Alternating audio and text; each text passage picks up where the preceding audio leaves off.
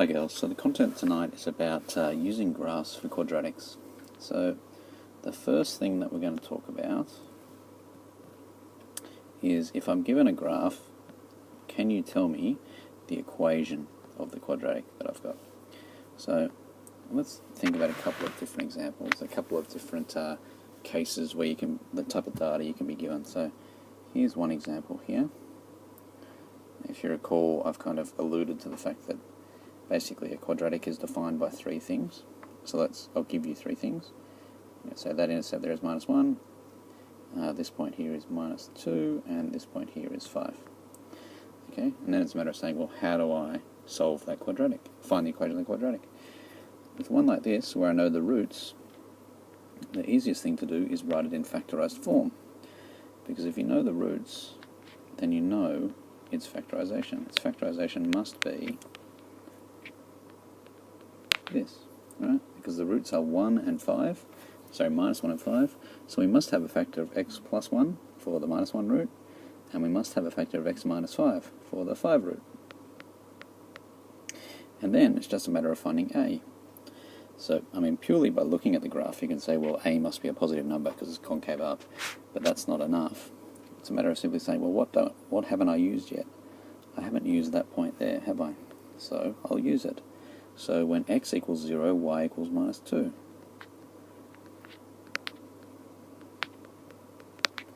So that tells me that a equals 2/5.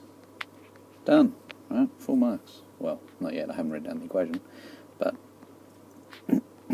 oops, that's 2/5 there in case you can't tell. Okay, equation of the quadratic found. Let's say I've got a different kind of data, I suppose. So let's say that instead of telling you where the intercepts were, I told you at the vertex. Oop, come on. I told you that the vertex is at 3, I don't know, 6. And I told you that the y-intercept was 4. Okay, how would you do that? You could set it up the same way we just did. You could say, well, y equals a outside of x minus alpha, x minus beta, and do something like that, but that's actually not going to be efficient. It'll probably work in the end, but it's not going to be efficient. You'll actually find you need to do more, a lot more. What we do instead is we set it up in vertex form. So again, we need the a because we don't know how slopey it is, but we know the vertex is shifted across 3 and up 6. Okay, across 3, up 6.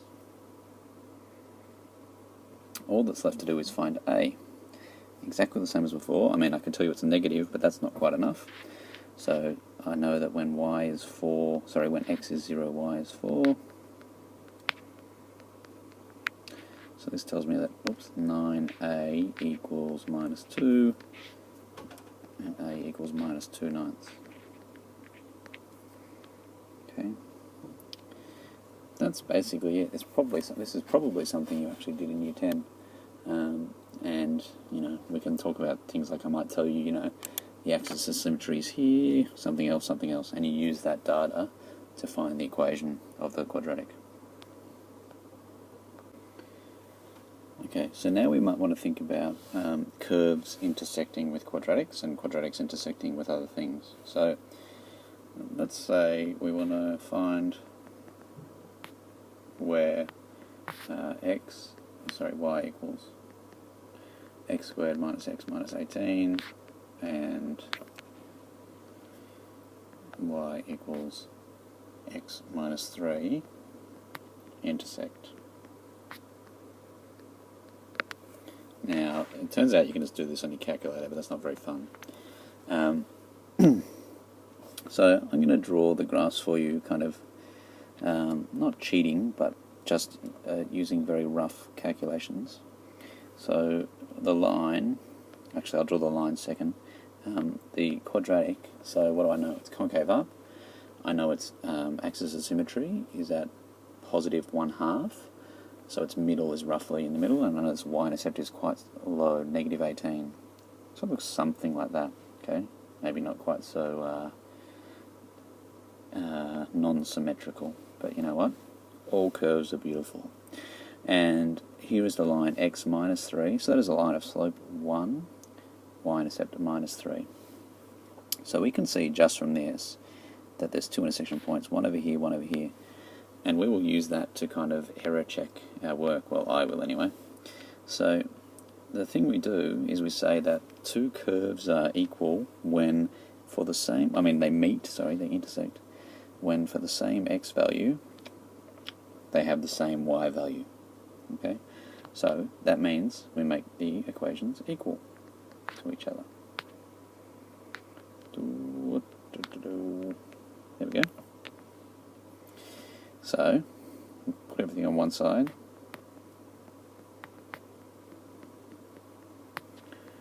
Do the man method, or whatever you like to do to factorize. And you should get minus 5 and 3. So we should get x minus 5, x plus 3. So x equals minus 3 and 5. And that looks reasonably accurate in my picture.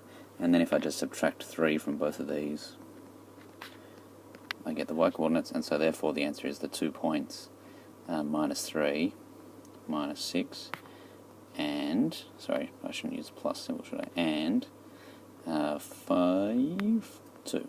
Alright? That is the solution to the question. I want to point out a couple of little things. Maybe it's only really one little thing. But notice we had two intersection points.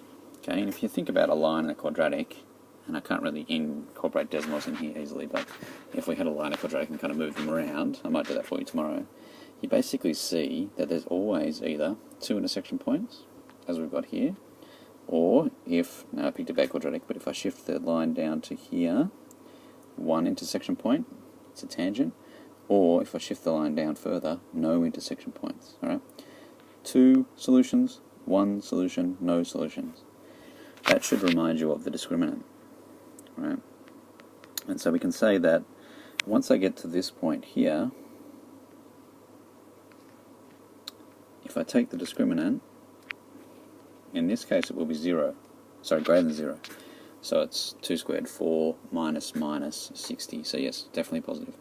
And that means I have two intersection points. If I drew you a different line here, and in fact I can ask you a different question to kind of elucidate this, but if I draw a different line, get discriminant 0, that would mean it's a tangent. Different line again, discriminant negative, that would mean no intersection points. Okay, so that is one place where we do use the discriminant. One more example is we want to say when is x squared. I'm taking these examples from the textbook because I know the numbers are almost certainly nice. When is that bigger than that?